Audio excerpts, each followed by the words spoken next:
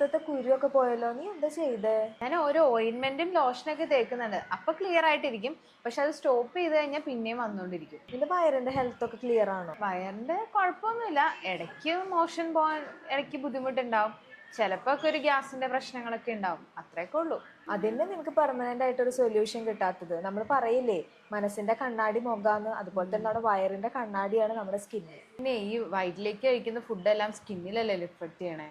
അതെ, നമ്മൾ കഴിക്കുന്ന ഫുഡുകളെല്ലാം നമ്മുടെ സ്കിന്നിലോട്ട് തന്നെയാണ് റിഫ്ലക്ട് ചെയ്യുന്നത്. അതായത് നമ്മുടെ ഗട്ടിൽ എന്തെങ്കിലും ചീത്ത ബാക്ടീരിയയുടെ അളവ് കൂടുതൽ, നമ്മുടെ അബ്സോർപ്ഷൻ പ്രോപ്പർ അല്ല, ഡൈജഷൻ പ്രോപ്പർ അല്ല, ഇപ്പോൾ നമ്മുടെ മോഷൻ കറക്റ്റ് ആയിട്ടൊന്നും പോകുന്നില്ല എന്നുണ്ടെങ്കിൽ നമ്മുടെ ശരീരത്തിൽ വൈറ്റമിൻസിൻ്റെ മിനറൽസിൻ്റെ ഒക്കെ ഡെഫിഷ്യൻസീസ് ഉണ്ടാവും. കൂടുതലായിട്ട് ഈ വൈറ്റമിൻ എ, അതുപോലെ തന്നെ വൈറ്റമിൻ ഡി, സിങ്ക്, B12 അങ്ങനെ ഉണ്ടാകുമ്പോൾ നമ്മുടെ സ്കിന്നിന് ഭയങ്കര ഡ്രൈനെസ് ഉണ്ടാവും. അതുപോലെ നമ്മുടെ സ്കിന്നിൽ ഇങ്ങനെ പൊടിഞ്ഞു പോണ പോലെ ഉണ്ടാവും.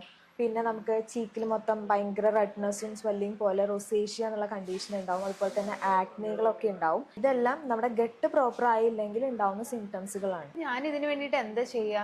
Zinc, vitamin A, C, vitamin B12 ഒക്കെ അടങ്ങിയിട്ടുള്ള ഫ്രൂട്ട്സ്, വെജിറ്റബിൾസ് ഒക്കെ നന്നായിട്ട് കഴിക്കുക. അതുപോലെ തന്നെ പ്രോബയോട്ടിക് നന്നായി എടുക്കുക. എന്ന് വെച്ചാൽ നാച്ചുറലായിട്ട് കിട്ടുന്ന യോഗേർട്ട്, കേർഡൊക്കെ മാക്സിമം എടുക്കുക. അതുപോലെ നല്ല ഷുഗറി ആയിട്ടുള്ളതും പിന്നെ മൈദയൊക്കെ അടങ്ങിയിട്ടുള്ള ഫുഡ് മാക്സിമം അവോയ്ഡ് ചെയ്യുക. ഇതൊക്കെ ശ്രദ്ധിച്ചു കഴിഞ്ഞിട്ടുണ്ടെങ്കിൽ നിങ്ങളുടെ സ്കിന്നിന് നല്ല റിസൾട്ട് ഉണ്ടാവും.